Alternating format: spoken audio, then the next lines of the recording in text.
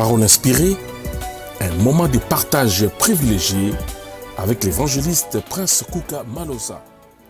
Et c'est sur Pactole TV. Mes chers bien-aimés dans le Seigneur, Shalom. Bienvenue sur votre chaîne Pactole TV, une chaîne qui vous apporte la bonne nouvelle du royaume. Je suis votre humble serviteur, l'évangéliste Prince Kouka, et nous sommes là dans une émission dite Parole inspirée, une émission qui est produite par le PDG Innocent Lolo Moutima et réalisée par Kone Sombaga et Francis Koma. Alors mes chers amis, aujourd'hui je vous invite à rester branchés, connectés sur votre chaîne parce que nous avons du nouveau. Lorsque nous avons du nouveau, nous avons quelque chose qui vient d'en haut parce que le Seigneur a dit que l'homme ne vivra pas du pain seulement mais de toute parole qui sort de la bouche de l'Éternel. Alors aujourd'hui, nous allons être renseignés par un invité de marque que j'ai reçu et je voudrais que vous aussi, dans vos demeures, restez branchés avec nous parce que nous allons vivre un moment exceptionnel dans la présence du Seigneur. Parce que la Bible déclare que Dieu ne fait rien s'il ne révèle pas son secret à ses serviteurs. Alors aujourd'hui, le Seigneur a révélé son secret à son serviteur pour la bénédiction de tout un chacun d'entre nous.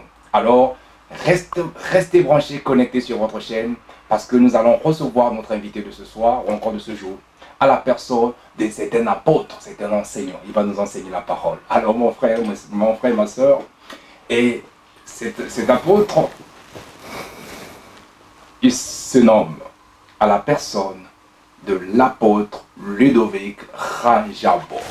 Shalom mon cher apôtre. Shalom évangéliste, sois béni au nom de Jésus-Christ. Amen, amen, amen. Nous sentons vraiment l'onction qui est là parce que le Seigneur est au milieu de nous. Amen. Et que nous croyons que le peuple de Dieu qui nous suit à l'instant, ils vont être édifiés et bénis. Exactement. Alors avant de pouvoir introduire notre culte, afin que le peuple de Dieu puisse aussi vous connaître, alors je voudrais que tu puisses nous introduire dans la prière. Ok. Nous allons faire une petite prière. Amen. Dieu d'Abraham, d'Isaac, de Jacob, nous te prions au nom de Jésus-Christ. Nous te bénissons pour ce moment favorable que tu nous accordes. La Bible dit que vous connaîtrez la vérité et la vérité vous rendra libre. Nous te bénissons, Saint-Esprit, parce que tu es au milieu de nous. La Bible dit que la terre est informe et vide et l'Esprit de Dieu se mouvait au-dessus des eaux. Merci, Seigneur notre Dieu, de nous avoir accompagnés, de nous avoir assistés, de nous avoir maintenant, Seigneur, équipé, parce que tu es Dieu. Tu as dit dans ta parole que, Seigneur notre Dieu, que le monde tel que nous vivons, ce monde est dans les ténèbres. La Bible dit que Dieu a tant aimé le monde qu'il a donné son Fils unique, afin que quiconque croit en lui ne périsse pas, mais qu'il ait la vie éternelle. Nous bénissons ce moment. Nous recommandons, Seigneur notre Dieu, cette télévision Pactole TV entre tes saintes mains. Je recommande le PDG Lolo, je recommande l'évangéliste Kouka ainsi que mon frère Kone. Je prie pour toute l'équipe de cette chaîne, que Dieu bénisse cette chaîne, que Dieu bénisse tout le peuple de Dieu, que Dieu bénisse les serviteurs de Dieu. Au nom de Jésus-Christ, j'ai ainsi prié. Amen. Amen.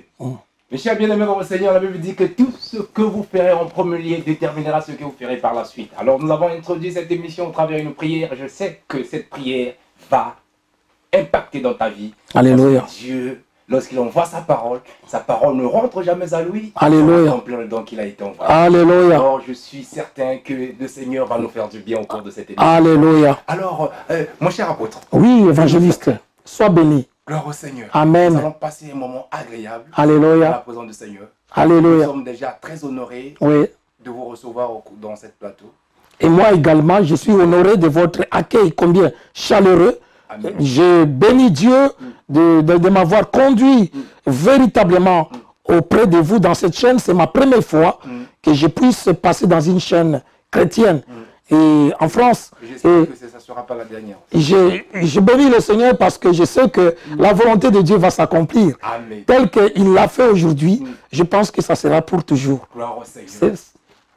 Gloire à Dieu. Bien-aimés dans le Seigneur, la Bible déclare que nous devons aller partout dans le monde et de faire de toutes les nations les disciples. Donc cette chaîne est mise à disposition de tout le monde qui veut propulser la parole de Dieu partout dans le monde.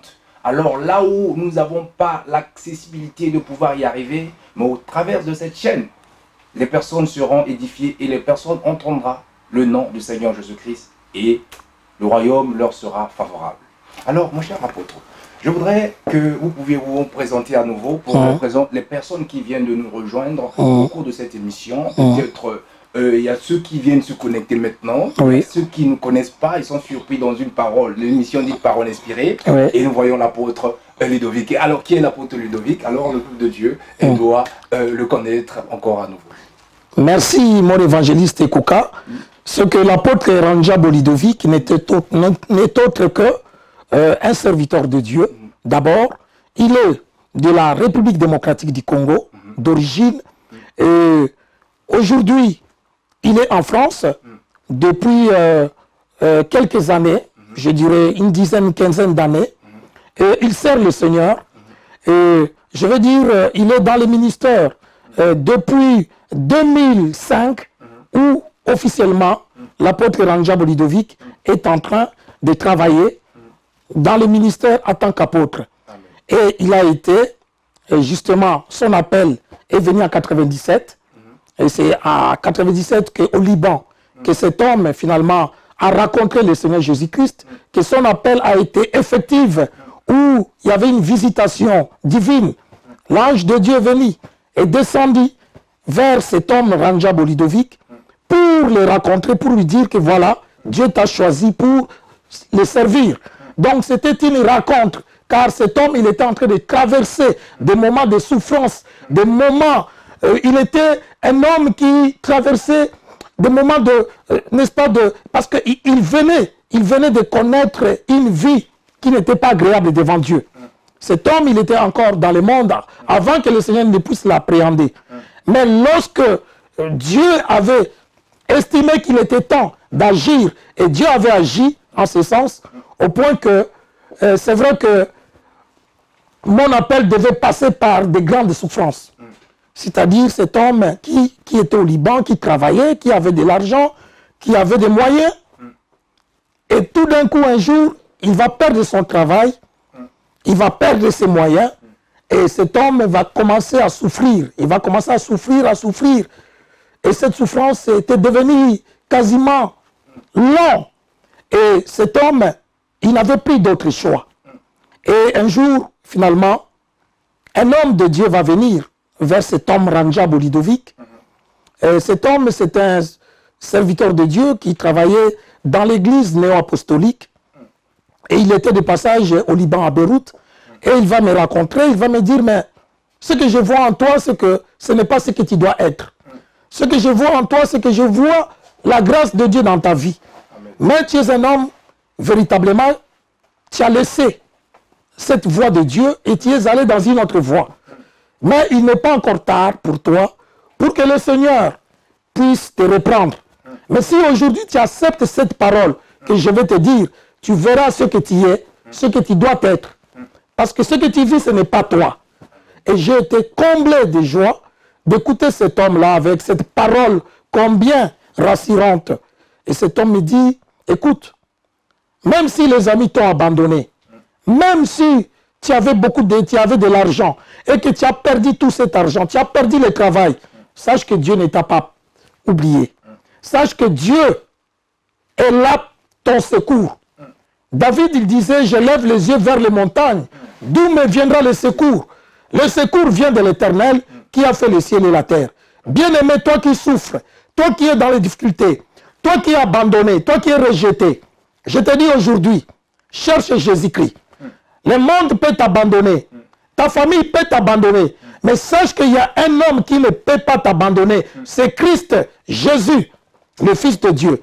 Et si tu vas à la recherche de cet homme, et tu verras véritablement la guérison, la restauration, la délivrance, le salut va entrer dans ta vie. Bref, j'ai fait la rencontre avec cet homme-là. Je peux même l'appeler qu'il était messager de Dieu. Un messager, la Bible nous dit dans Hébreux 1, verset 13 à 14, il peut être aussi un ange de Dieu. Donc, je bénis Dieu parce que Dieu m'a envoyé un homme de Dieu de venir me voir et de me parler afin que je retrouve la voie de mon Père que j'avais abandonné. Eh bien, je suis parti avec cet homme-là dans cette église évangélique néo-apostolique. Bien que je ne partageais pas la même foi avec ces gens-là des néo-apostoliques, mais tel qu'ils m'ont accueilli avec joie, avec beaucoup, n'est-ce pas, d'amour. Donc je ne pouvais pas résister, évangéliste Kouka. J'ai dit, mais ces gens vont m'aider à pouvoir sortir de la souffrance, car j'étais dans la galère. Imaginez-vous, tu es dans un pays étranger, un pays aussi loin, comme le Liban. Le Liban, pour les gens qui le connaissent, c'est un petit pays. Un petit pays qui marche, qui tourne très fort. Car les Libanais, on sait leur vie, la plupart sont des commerçants. Mais, mon frère, dans ces pays-là, si tu n'as pas de travail, c'est très difficile. Mais je vous dis que Dieu m'a fait grâce. J'ai rencontré cet homme, il m'a amené. Et de là, dans cette église a commencé à me soutenir, sur le plan. Cette église, il y avait que des Noirs ou encore il y avait aussi... Et bonne question, Prince Kouka, évangéliste. Dans cette église, il y avait une diversité de nationalités. Il y avait plusieurs. C'était conduit par les Blancs, notamment des Allemands. C'était des Allemands, des Arméniens. Eh bien, et même des Français. Des Libanais aussi étaient là-dedans. Et je salis cette église-là. Je salis les hommes de Dieu de cette église. Pour la plupart, ils ne sont plus là à ce moment-ci. Mais ceux qui m'ont accueilli, ils ont témoigné l'amour de Dieu. Vis-à-vis d'un frère, d'un homme de Dieu qui était dans la détresse. J'étais dans la détresse. Ce qui devient difficile maintenant actuellement pour pouvoir trouver de cet amour. Exactement. Exactement, mon évangéliste. De nos jours, l'amour, comme la Bible nous dit que dans les temps de la fin, l'amour du grand nombre se refroidira. Et l'amour dans l'église a refroidi. On voit même les chrétiens, ils ne manifestent plus le vrai amour. Mais c'est dû à quoi? C'est dû à quoi? Simplement le fait que le temps de la fin arrive et que les signes du temps de la fin sont en train de s'accomplir. Jésus-Christ a dit, Matthieu 24, que l'amour du plus grand nombre se refroidira. Donc les vrais chrétiens ne doivent pas se refroidir. Au contraire, ils doivent continuer à manifester le vrai amour. L'amour sans hypocrisie. Parce que le royaume de Dieu est résumé par l'amour. Amen. Évangéliste.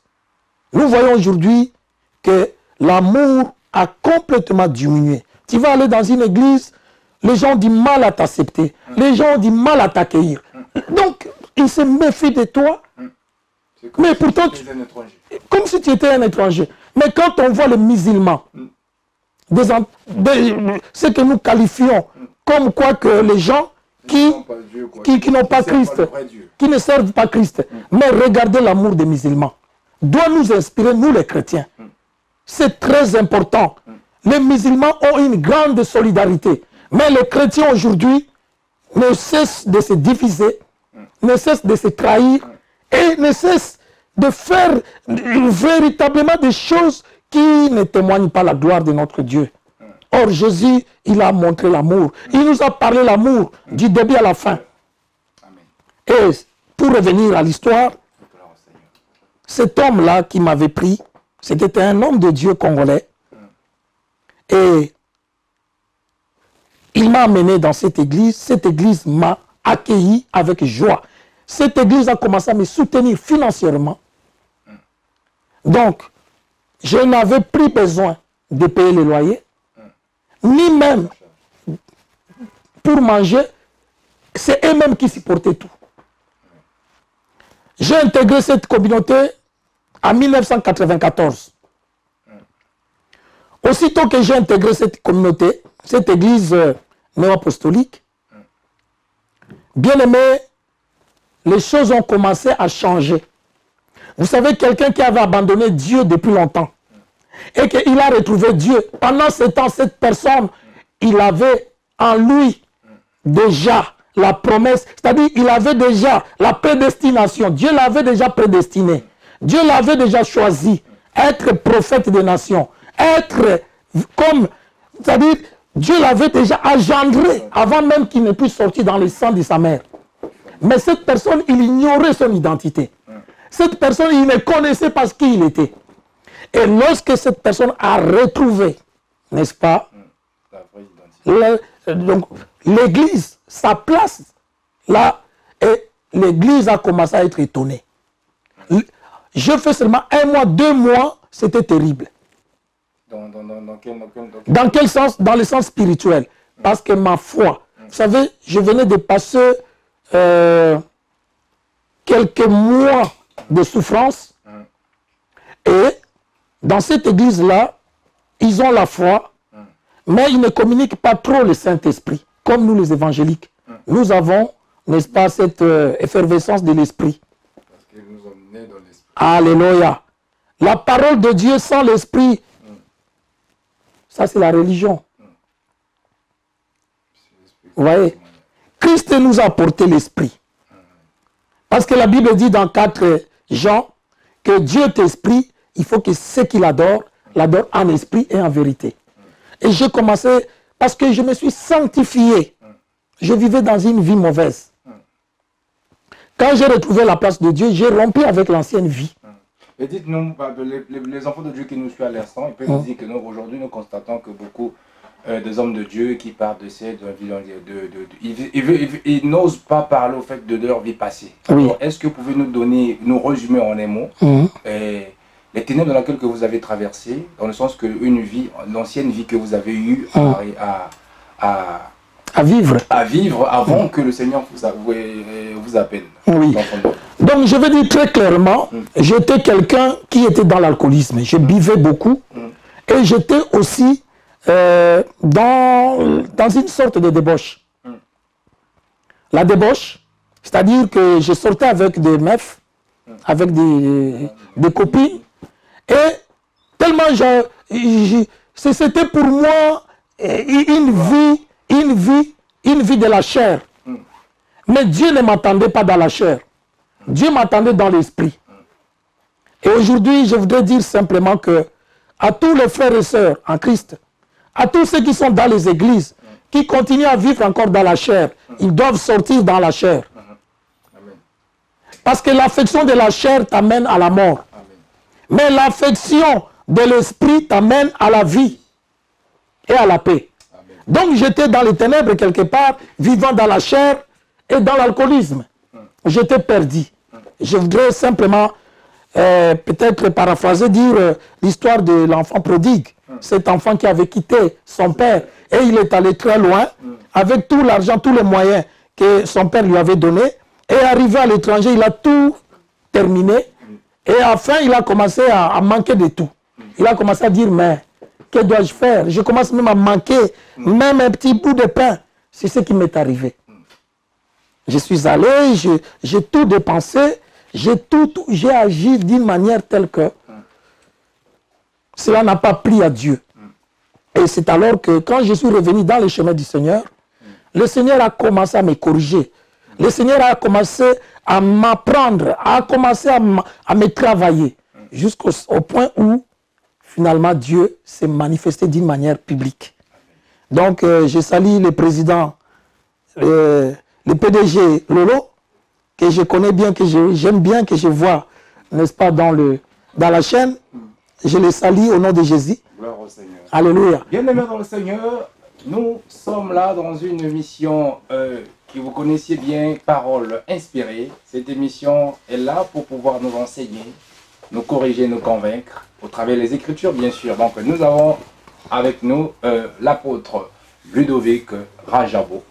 Donc, il est en train de nous relater un peu le passé, comment le Seigneur l'a appelé. Aujourd'hui, il est devenu apôtre en train de servir le Seigneur. Donc, voyez-vous, donc le Seigneur a dit qu'il prend un indigent par terre, il le fait asseoir parmi les grands. Donc, toi qui vis encore dans une vie de débauche, toi qui vis encore selon la chair, alors saisis cette opportunité. Ce genre de témoignage nous permettra de pouvoir changer de vie.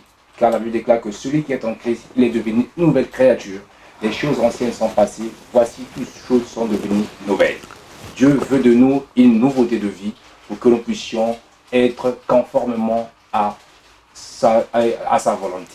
Alors, apôtre Ludovic, par rapport, est-ce que vous pouvez nous parler au fait de la vision que vous avez reçue en intitulant le nom de votre église comme étant l'église évangélique Christ vainqueur.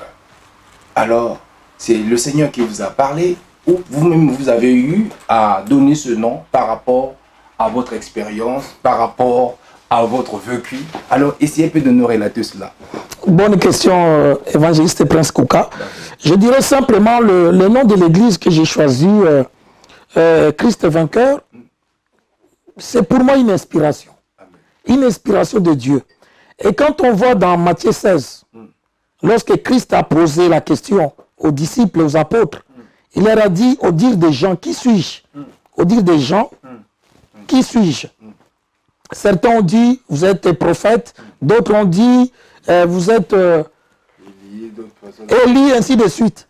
Mais Pierre a dit, vous êtes le Christ, le Fils du Dieu vivant. Donc, Christ a dit, ce n'est pas par la chair et le sang qui t'ont révélé, mais c'est par mon Père qui est dans les cieux. Donc, je bénis Dieu pour cette révélation évangéliste. C'est cette révélation qui m'a saisi. Et je tiens à vous dire en passant que lorsque je suis arrivé en France, vers 2008, nous avons créé, moi et un collègue pasteur, qui s'appelle Pasteur Nsimba, nous avons créé une association qui s'appelle Mission chrétienne Les Amis du Christ. Et cette association avait pour but de rassembler les hommes de Dieu afin qu'il y ait des échanges. Dans quel secteur? Dans les secteurs ministériels et afin qu'il y ait une certaine solidarité. Parce que, venant de ce que nous venons de dire à propos de l'amour, que nous avons constaté que l'amour du plus grand nombre a diminué. Et nous avons dit que nous sommes dans un pays où l'évangile a du mal à pouvoir traverser. Il faudra que nous puissions créer une plateforme qui va nous permettre, nous les hommes de Dieu, de se connaître. Si on se connaît déjà, il y aura des ouvertures. Vous savez, la relation est plus importante que l'argent. Seulement, le fait de connaître quelqu'un, un frère, la vie est basée des connexions. Voilà. Quand vous connaissez quelqu'un, et ça peut vous ouvrir des portes que vous ne savez pas. Et c'est ça. Et dans cet esprit-là, nous avons prié. Et nous avons dit, nous allons convoquer des réunions des hommes de Dieu afin de leur dire la vision que Dieu nous a donnée. La vision, c'était de créer l'atmosphère de l'amour au sein, n'est-ce pas, de cet environnement, de cette famille de Dieu, des serviteurs de Dieu. Et deuxièmement, la propagation de la bonne nouvelle. Amen. Vous savez, la France a besoin d'être évangélisée. Mais la France n'est pas encore évangélisée. Car nous, qu'est-ce que nous constatons? Que ce pays, il y a 60% des athées. Des gens qui disent qu'ils ne connaissent pas Dieu.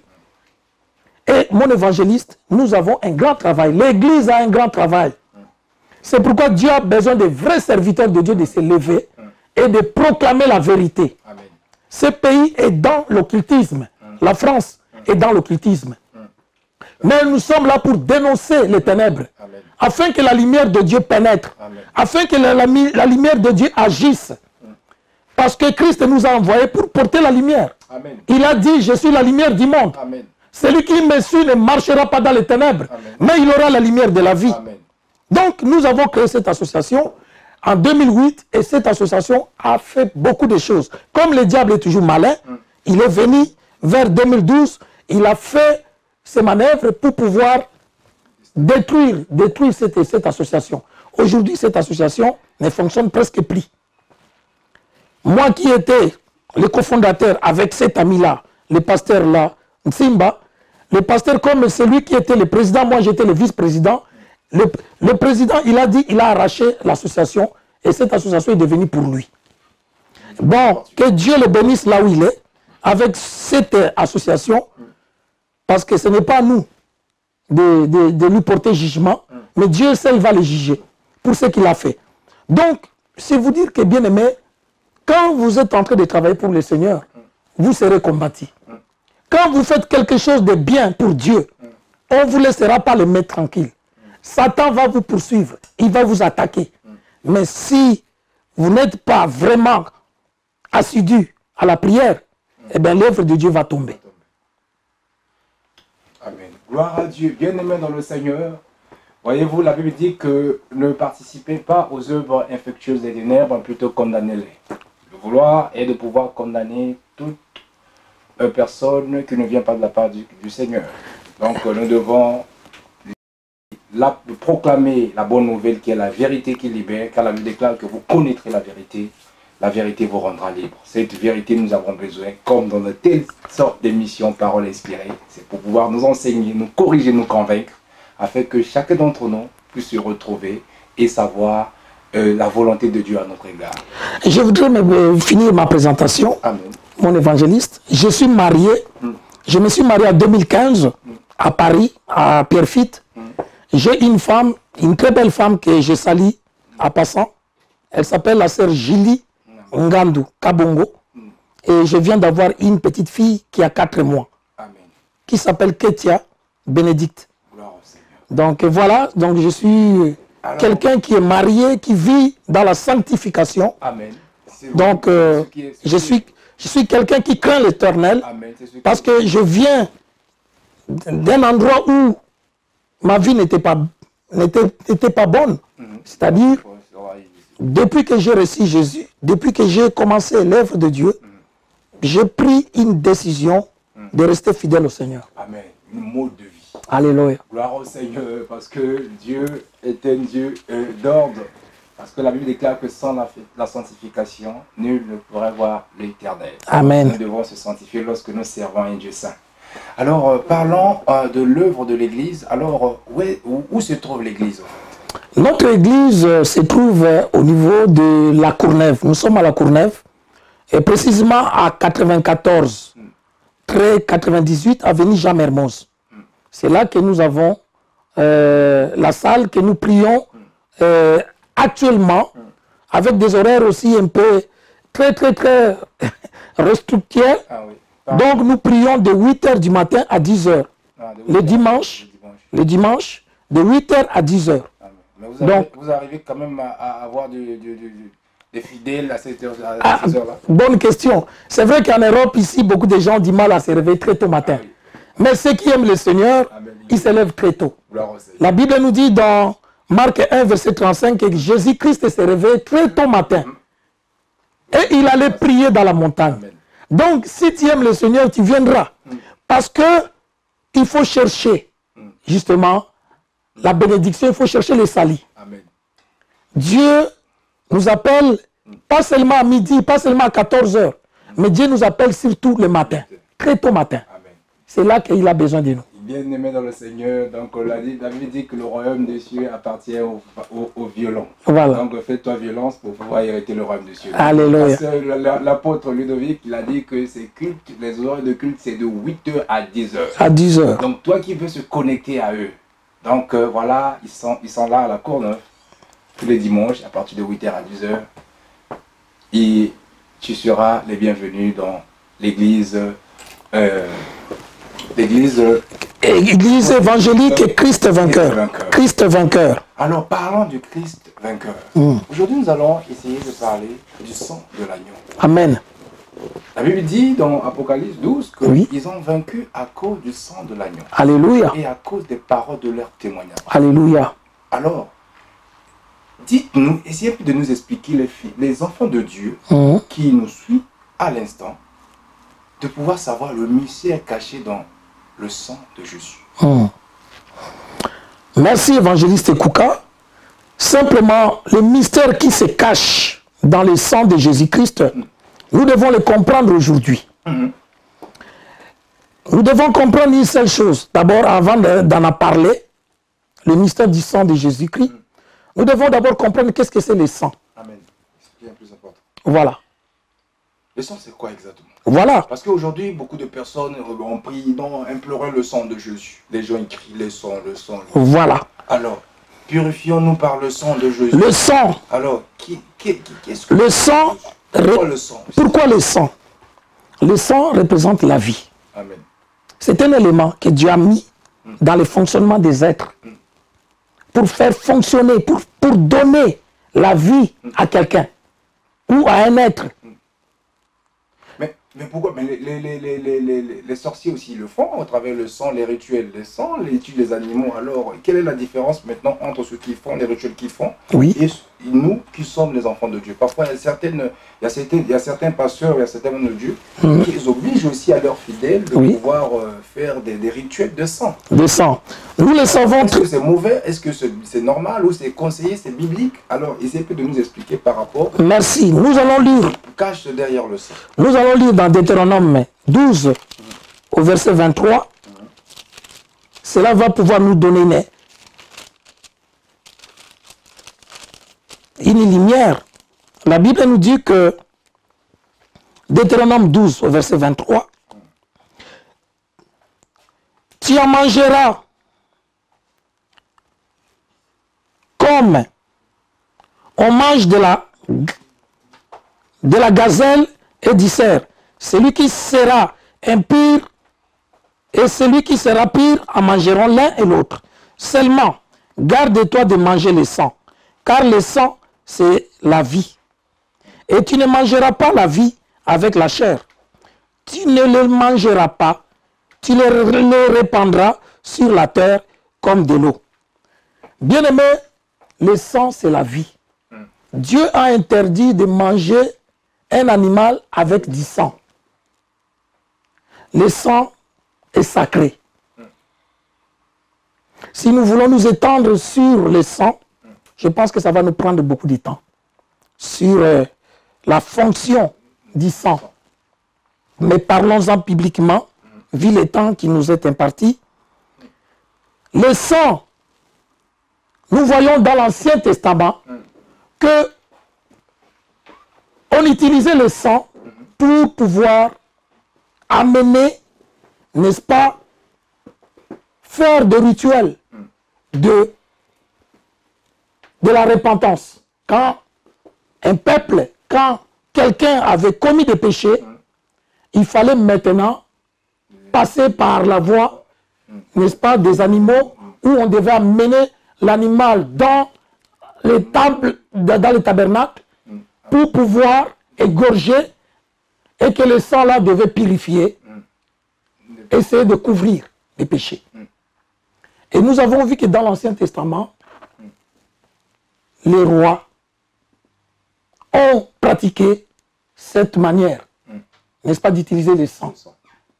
Les prophètes ont utilisé le sang par la voie des animaux, en égorgeant les animaux. Mais cela ne pouvait pas enlever les péchés. Cela n'avait qu'un rôle superficiel de pouvoir couvrir les péchés. Dieu interdit que l'homme mange l'animal avec du sang. Parce que le sang, c'est la vie d'abord. Le sang vient donner la vie. Si aujourd'hui ton corps n'a pas le sang, tu ne peux pas parler. Si quelqu'un n'a pas le sang, cette personne est proclamée quasiment déjà mort. Donc le sang est là pour revitaliser la vie.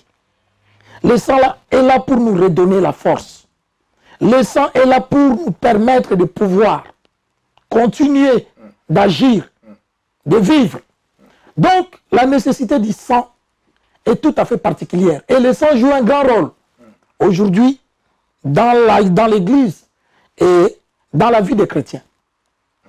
Si nous lisons encore dans ces passages, nous allons voir dans Genèse 9, l'histoire d'Abel et Caïn. Il y avait deux frères qui étaient ensemble. Mais Dieu leur a demandé de lui offrir un sacrifice. La Bible dit que le sacrifice d'Abel était agréable à Dieu. Et Dieu a agréé ce sacrifice d'Abel. Tandis que Caïn, son frère, son sacrifice n'a pas été agréé. Dieu a fait son choix. Dieu a fait son choix parce qu'il est souverain, il est libre. Comme il a fait le choix avec Ésaïe et Jacob. Bien-aimé, le sacrifice d'Abel a été agréé. Et dès lors que ce sacrifice a été agréé, la Bible nous dira que Caïn, il a eu la rage dans le cœur, la jalousie. C'est ça, je pourrais dire quelque part, la sorcellerie. Et il a dit comment Dieu peut agréer son sacrifice et moi non. Dans ce cas, moi je vais l'éliminer. Et il a préparé son coup et il est allé tuer son frère. Mais en tuant son frère, Abel, la Bible, c'est là où nous arrivons maintenant au mystère du sang. Pour comprendre la profondeur de la puissance du sang. Mon frère, le sang de quelqu'un est précieux. Le sang de quelqu'un, qu'il soit chrétien ou pas, est précieux devant Dieu. Et la vie de quelqu'un est trop précieuse. Donc, dans la vie de l'être humain, Dieu voit d'abord le sang. Parce qu'aujourd'hui, ici, dans tous les lieux que vous allez passer, on vous repère dans les ADN. Il y a le sang, il y a tout. Tous ces fonctionnements-là passent par le sang. Pour qu'on puisse identifier votre... C'est le sang. Le sang vous identifie. Le sang donne votre biographie, votre identité. Et nous devons comprendre ce que le sang fait aujourd'hui dans notre vie. Nous lisons Genèse 9, à partir du verset. Nous connaissons cette histoire. Au nom de Jésus-Christ. La Bible dit que Genèse 9. Attends, c'est ça. C'est pas 9, c'est plutôt 4. 4, verset 9. Nous lisons la parole au nom de Jésus-Christ. L'Éternel dit à Caïn, où est ton frère? Oui, vous pouvez nous lire si vous avez trouvé. Oui, donc Genèse 4, verset 9, la Bible dit que l'Éternel dit à Caïn, où est ton frère Abel? Il répondit, je ne sais pas. Suis-je le gardien de mon frère? Et Dieu dit, qu'as-tu fait? La voix du son de ton frère crie de la terre jusqu'à moi. Maintenant, tu seras maudit de la terre qui a ouvert sa bouche pour recevoir de ta main le son de ton frère. 12.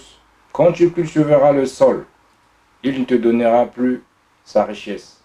Tu seras errant et vagabond sur la terre. Caïn dit à l'Éternel, mon châtiment est trop grand pour être supporté. Voici, tu m'as chassé aujourd'hui de cette terre. Je serai caché loin de ta face. Je serai errant et vagabond sur la terre. Et quiconque me trouvera me tuera. L'Éternel lui dit, si quelqu'un tue Caïn, Caïn sera vengé cette fois. Et l'Éternel mit un signe sur Caïn pour que quiconque le trouve ne le tue point. Amen. Donc, je bénis le Saint-Esprit. Au travers de cette lecture, nous avons l'éclairage. Dieu montre que le sang crie. Le sang, vous savez, là où Caïn avait fait cet acte, personne n'était là. Il n'était qu'à deux. Mais comment expliquer que le sang d'Abel était en train de crier jusque dans les ciels? Donc il y a un mystère qui se cache. Il y a un mystère qui se cache. C'est pourquoi tu vois aujourd'hui, ici, dans le monde, quand quelqu'un fait un crime, et cette personne-là, même s'il se cache, on finit toujours par les retrouver. Pourquoi? Parce que le sang de quelqu'un a un pouvoir, a une puissance que Dieu a mis dedans. C'est un pouvoir que Dieu a mis dans l'homme. Et ce pouvoir-là, quand tu verses le sang, bien aimé, quelles que soient les années, tu finiras par toi-même avouer ce que tu as fait. La preuve en est que ceux qui ont tué ou assassiné Lumumba, qui fut un des grands héros congolais, les Belges, qui l'ont fait, qui l'ont massacré, ils ont eux-mêmes avoué que de la manière dont ils ont assassiné cet homme-là pour la République démocratique du Congo. Donc le sang de quelqu'un, jusqu'aujourd'hui, le sang de Lumumba parle. Pourquoi? Parce que cet homme, il a été pris d'une manière telle que ils ont supprimé sa vie sans que cela soit la volonté de Dieu. Et Caïn a supprimé la vie de son frère sans que cela soit la volonté de Dieu. Tu n'as pas le droit de supprimer la vie de quelqu'un. C'est pourquoi le mystère demeure dans les sangs. Et nous pourrons même aller au-delà, évangéliste. Parce que la Bible nous dit que le sang de Jésus parle mieux que le sang d'Abel. Alléluia. Alors, nous constatons un pouvoir énorme au sein du sang. Alors, quel est le rapport entre la nouvelle alliance, ce qui se passait dans l'ancienne alliance, Exactement. et le sang de la nouvelle alliance qui est le sang de Jésus, qui parle mieux que le sang d'Abel? Amen. Est-ce que vous pouvez éclaircir le peuple de Dieu qui nous suit à l'instant par rapport à l'alliance, par rapport à la puissance du sang, ce qui se faisait dans l'ancienne alliance, et ce qui se fait maintenant dans la nouvelle alliance? Merci pour la question. Nous voyons la différence résulte au niveau de sacrifice. Dans l'ancienne alliance, il fallait prendre les moutons, il fallait égorger les animaux, les bétails, mais dans la nouvelle alliance, il y a un homme qui est venu lui-même se sacrifier. Dans l'ancienne alliance, les péchés n'étaient pas totalement expiés, les péchés n'étaient pas effacés, mais dans la nouvelle alliance, le péché est totalement effacé.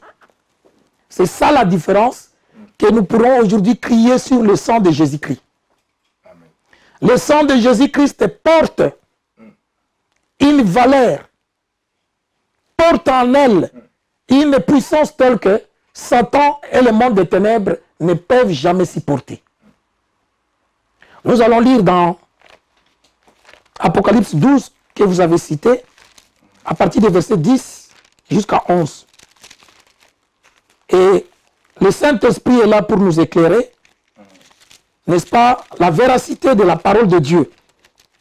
Et tout enfant de Dieu qui proclame dans sa bouche le sang de Jésus avec la foi, il doit comprendre qu'il y a une action directe qui est en train de se manifester. Parce que le monde des ténèbres connaît ce que c'est le sang de Jésus et comprend le langage du sang de Jésus.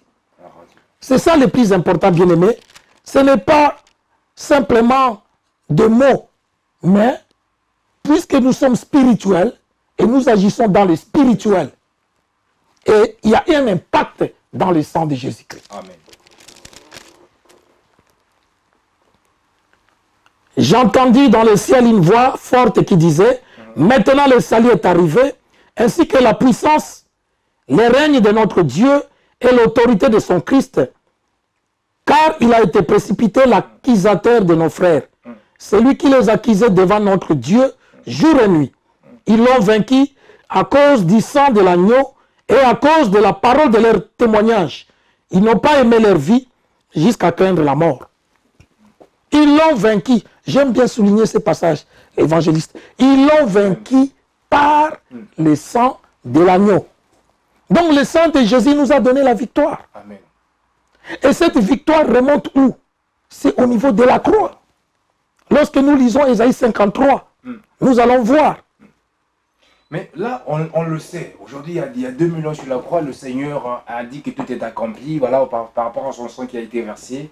Alors, on est sauvé, on l'a vaincu à cause de ce sang. Oui. Alors, est-ce que c'est obligatoirement aux enfants de Dieu de pouvoir, à chaque prière, mentionner toujours le nom, le sang de Jésus dans leur prière? Bonne question. Je dirais pour ma part que le sang de Jésus-Christ tel qu'il est cité, nous devons comprendre les Écritures. La Bible dit, ils l'ont vaincu par le sang de l'agneau et par le témoignage de sa bouche. Amen. Dans notre version. Vous voyez?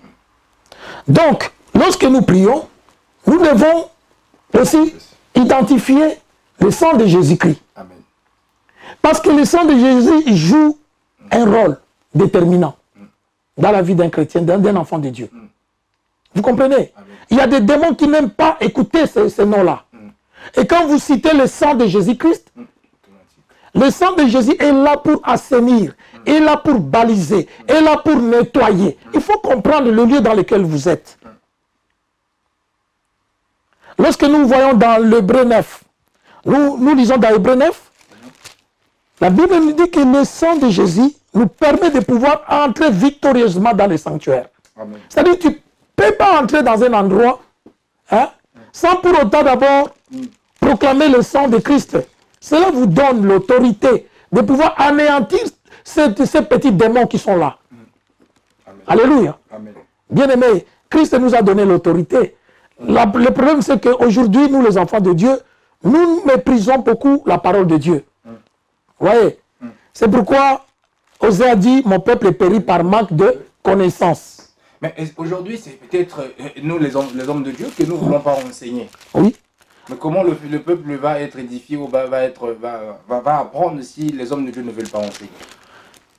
Aujourd'hui, il y a maintenant le langage qui arrive. Venez, vous allez recevoir des miracles. Oui. Venez, vous allez voir ceci, ce que veut Dieu. Mais maintenant, communiquer le message, l'enseignement, aujourd'hui, ça devient quelque chose de compliqué.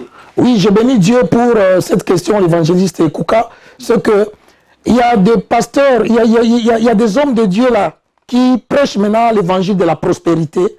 Pour eux, c'est le principal message. Or, l'Église n'a pas besoin seulement de la prospérité. C'est-à-dire de la bénédiction financière. Non. Moi, Ranjabo Lidovic, apôtre, je prêche l'évangile de la croix. Amen. Et c'est pourquoi beaucoup de chrétiens n'aiment pas. Beaucoup d'hommes de Dieu me disent, mais toi, toujours, tu es là dans la repentance, dans le pardon. Je dis, mais c'est ça. Parce qu'un enfant de Dieu, imaginez-vous, quelqu'un qui fait n'importe quoi, il vient à l'église, parce que tu prêches la prospérité, avec tous ses péchés, tu lui dis, oh, viens donner de l'argent, viens donner tout ça, tu seras béni.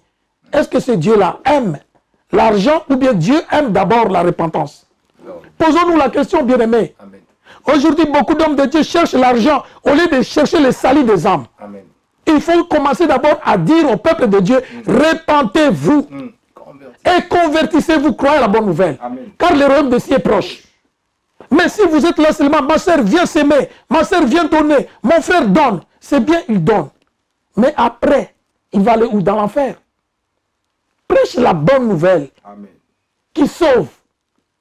Même si tu as 4 personnes, moi je m'en fous. Même si j'ai 5 personnes, mais si ils obéissent à la parole, s'ils marchent dans la repentance, je suis vraiment fier.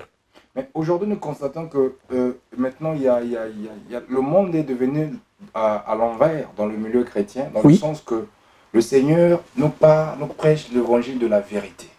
Lui-même disait que non, je suis la vérité. Oui. Et étant que ses disciples, nous devons aussi annoncer la vérité.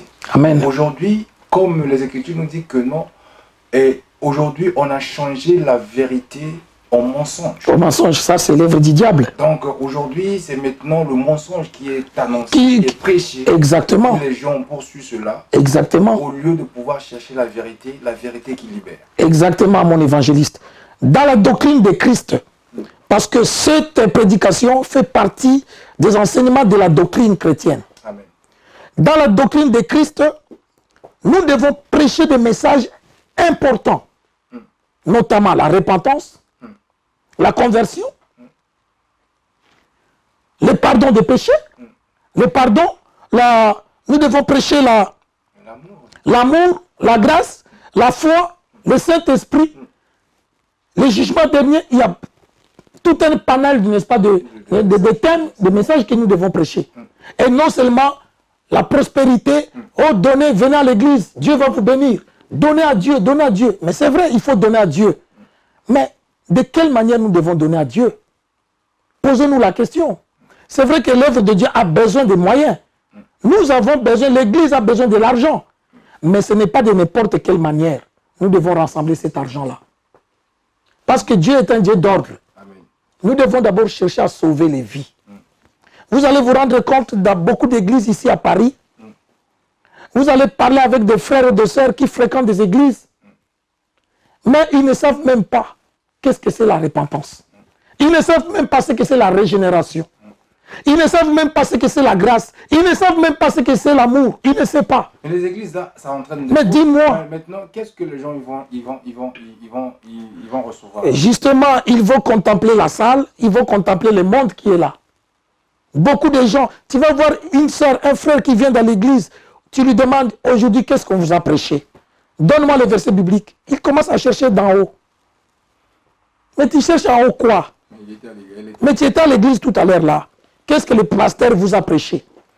Donc, on a des chrétiens aujourd'hui qui vont pour soit se faire voir, d'autres vont seulement parce qu'il est le frère des pasteurs ou bien le... Donc, les motivations sont diverses. Mais les vrais chrétiens aujourd'hui, ils sont crépés. Crépés, mon bien-aimé évangéliste. C'est pourquoi nous, l'Église, comme vous avez demandé, l'Église doit enseigner. L'Église primitive, lorsque nous revenons dans Actes des Apôtres 2, à partir des versets 41-42, la Bible dit que cet enseignement-là, cette Église était basée sur les enseignements. Les apôtres, ils étaient là pour enseigner. Vous voyez, c'était ça, leur mission principale de leur ministère. Nous pourrons lire ça très rapidement. Actes des Apôtres 2, 42 à 47. Et vous allez voir comment Dieu travaillait dans cette église primitive. Et c'est l'image de l'église laquelle Christ est en train aujourd'hui de nous demander. Vous voyez, Christ veut que nous puissions véritablement prêcher de la manière des apôtres. Il persévérait dans l'enseignement des apôtres, dans la communion fraternelle, dans la fraction du pain, dans les prières. La crainte s'emparait de chacun et il se faisait beaucoup de prodiges et de miracles par les apôtres. Tous ceux qui croyaient étaient dans le même lieu et ils avaient tout en commun. On peut se limiter là pour ne pas aller très loin. Amen. Donc, vous voyez que... Ce qui faisait leur force. Exactement. Aujourd'hui, on a perdu cela. On a perdu beaucoup. Beaucoup, on a perdu. Ça devient des églises publicitaires. Ça devient des églises, n'est-ce pas? En fait, comme nous voyons, comme venait de le soulever, les églises publicitaires. Aujourd'hui, cela veut dire que chaque personne, lorsqu'il reçoit la vision, Oui. cette vision, je constate que cette vision ne provient pas de Dieu, parce que chacun, Dieu m'a dit, mais il agit toujours au contraire à ce que nous demandons les Écritures. Or que lorsque nous recevons une vision, cela doit se rallier avec la parole. Avec la parole. Oui. Mais lorsque quelqu'un apporte une vision et qu'il a dit que Dieu m'a dit, et que cette vision n'a même pas de rapport avec la parole de Dieu, Oui. est-ce que c'est un message à croire ou à recevoir ou à rejeter? Je pense que vous avez vous-même, vous avez tout dit. Donc, on voit directement qu'il y a la fausseté là-dedans. Donc, ce n'est pas Dieu qui l'a appelé. Ce n'est pas Dieu qui lui a dit. Mais c'est lui-même qui a dit. Amen. Parce que la vision de Dieu s'accomplit, ça se concrétise. Amen. Tous ceux qui ont été appelés par Dieu, ils ont obéi, ils ont fait le travail que Dieu leur avait confié. Gloire au Seigneur. Voilà. Bien-aimé dans le Seigneur, la Bible déclare que lorsque Dieu donne une vision, il donne la provision. La provision, amen. Ce n'est pas à nous de faire des provisions nous-mêmes. Alléluia. Le Seigneur a tellement de moyens pour Voilà. pouvoir agir conformément à sa parole. Il a dit, il n'est pas un homme pour mentir, ni un fils de l'homme pour se repentir. Alléluia. Il est Dieu, il est toujours derrière sa parole pour l'accomplir. Alléluia. Raison pour laquelle tout ce que nous réalisons, tout ce que nous faisons, nous devons faire à la base de la parole. Au nom de Jésus. Et qu'une vision qui ne vient pas selon la parole de Dieu, ce n'est pas une vision à recevoir ou à accepter. Alléluia. Parce que nous avons tous un messager ou encore tous un esprit, un guide, un enseignant qui est la parole de Dieu. Alléluia. Qui nous conduit Amen. de tout ce que nous voulons réaliser. Alors, mon cher apôtre, Oui. quel est le mot de la fin que vous pouvez peut-être annoncer par rapport à tout ce que nous venons de parler? Un conseil que vous lancez, un appel pour les enfants de Dieu, pour le corps de Christ, pour les serviteurs de Dieu, en ce temps de la fin. Quel est le rôle que nous devons y avoir pour pouvoir sauver des âmes et des vies? Merci, évangéliste Kouka. Ce que je pourrais dire, le mot de la fin, c'est que aujourd'hui, l'Église doit se mobiliser, l'Église doit se réveiller. L'Église doit se réveiller dans les prières. Et l'Église doit véritablement enseigner la vérité. Comme on vient de le dire. Que, en tout cas, il est important que ce pays, la France, soit gagné par Christ. Si Dieu nous a envoyés en France, Dieu ne nous a envoyés pas pour rien. Mais Dieu nous a envoyés pour prêcher la bonne nouvelle aux Français. Donc nous devons faire un effort de gagner aussi les Français, les étrangers, pas seulement se focaliser sur les Congolais, ou les Ivoiriens, les Camerounais, les Maliens, ainsi de suite. Oui, communautaire, non. Parce que Christ a dit, allez partout dans le monde, prêcher la bonne nouvelle à toute la création. Nous devons gagner ces pays, malgré les défis que nous avons. Nous sommes dans un pays où l'Église n'est pas reconnue comme telle, institution divine, mais on reconnaît les églises comme étant des associations. Ce qui est déjà au départ quelque chose à pouvoir combattre. Parce que l'esprit dans lequel ils ont voté cette loi, c'était de pouvoir ridiculiser, permettez-moi le terme, ou de minimiser l'importance de l'Église dans la société française. L'Église ne peut jamais être une association. Mais l'Église, c'est le lieu où les gens viennent adorer le Créateur du ciel et de la terre. Donc nous, les serviteurs de Dieu qui sont ici en France, nous devons, dans cette nouvelle dynamique de la République qui commence bientôt, avec le nouveau président, je pense que la France va pouvoir s'ouvrir et permettre justement aux évangéliques, aux églises, de pouvoir, en tout cas, finaliser, faire le travail que Dieu a confié à l'église. Parce que nous sommes là pour aider l'État, contribuer pour que la morale soit dans ces pays. La France souffre de l'immoralité. Et la parole de Dieu amène les gens à réfléchir sur la quintessence du salut, sur la probité morale, sur la manière de vivre en harmonie avec Dieu. Et pour finir, je veux saluer le président, n'est-ce pas, de tous les pasteurs congolais de France, l'évêque Mosengo. Je le salue et je salue tous les pasteurs, les ministres de Dieu, les apôtres, les évangélistes, les pasteurs, les docteurs, ainsi de suite, tous les hommes de Dieu, ainsi que tout le peuple de Dieu de la France. Je les salue au nom de Jésus. Ceux qui travaillent jour et nuit pour le Seigneur, je les salue au nom de Jésus-Christ. Et je salue enfin encore Pactol TV qui m'a accueilli aujourd'hui. Que Dieu bénisse cette chaîne. Que Dieu bénisse tous les hommes de Dieu qui viendront parler dans cette chaîne. Que Dieu les bénisse abondamment au nom de Jésus-Christ. Gloire à Dieu, Dieu est si bon, Dieu est fidèle, Dieu nous a assisté, Dieu nous a parlé. Je crois que chacun d'entre nous a pu recevoir une portion de cet enseignement, de cette bénédiction, parce que le Seigneur fait toujours quelque chose lorsque son nom est glorifié. Et je crois que chacun a reçu sa part et nous devons changer. Donc on a parlé de la puissance du sang de Jésus-Christ, ô combien il est important à nos jours de pouvoir toujours, dans nos prières, mentionner le sang de Jésus, afin que le sang de Jésus nous couvre, non seulement nous couvre nos péchés, mais il nous fasse nos péchés, pour que nous puissions être saints et purs devant lui. Le sang de Jésus nous protège, le sang de Jésus nous accorde la victoire sur beaucoup de choses. Alléluia. Voilà, nous avons été bénis par l'homme de Dieu, l'apôtre Ludovic Rajambo de l'église Christ vainqueur. Christ vainqueur. Donc il est à la Courneuve, ici même à Paris. Donc vraiment c'était une bénédiction. Je crois que vous aussi vous êtes bénis. C'était votre émission Parole inspirée. Cette émission est là pour pouvoir nous enseigner, nous corriger, nous convaincre, pour que nous puissions avoir les bonnes dispositions de ce que le Seigneur nous appelle, étant que nous sommes ses disciples. Alors c'était votre serviteur, le Projet Prince Kouka, et nous sommes vraiment très honorés de pouvoir avoir parmi nous à nouveau notre apôtre. Et je crois que prochainement, nous allons encore vous présenter un autre invité pour pouvoir nous enseigner la bonne nouvelle du royaume. Que Dieu vous bénisse et à très bientôt. Au revoir. L'évangéliste Béousiel Béatrice est une épouse et une mère de famille. Elle aime la vie des familles. Hommes et femmes de Dieu, sœurs et frères en Christ, artistes chrétiens, votre vie de famille nous intéresse. L'émission La vie de famille chrétienne donne une opportunité aux chrétiens pour parler de leur famille et en faire tirer profit à d'autres familles. Je vous attends sur le plateau de l'émission Vie de famille chrétienne de Pactol TV pour savoir comment vous vivez la vôtre avec votre entourage. Votre vie de famille, c'est ce qui fait votre force. Votre vie chrétienne en famille est aussi un témoignage pour d'autres familles qui veulent vivre heureux en famille. La vie de famille chrétienne, c'est avec l'évangéliste Béousiel Béatrice et c'est sur Pactol TV. Pactol TV, c'est souci de votre vie de famille.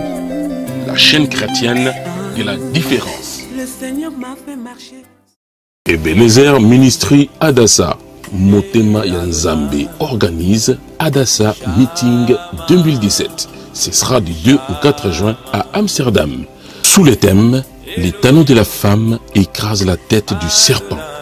C'est dans Genèse 3.15. Adassa Meeting 2017. avec l'archbishop Nathanaël Banza et le pasteur Mireille Ngalula Chilumba Banza. Venez participer à ces moments de prière, des louanges, d'adoration et de délivrance.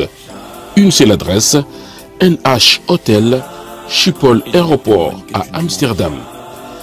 Adassa Meeting 2017. Ne manquez pas ces moments inoubliables dans la présence de Dieu. Et Paya Adassa le Boko Nzambe Ezali. Po Ezali Motema Nzambe. Adassa Meeting 2017. Pour tout contact pour information, faites-le plus 31 6 26 88 31 01. Si vous voulez nous écrire, ce sera sur notre boîte mail mireilladassa@gmail.com. mireilladassa@gmail.com.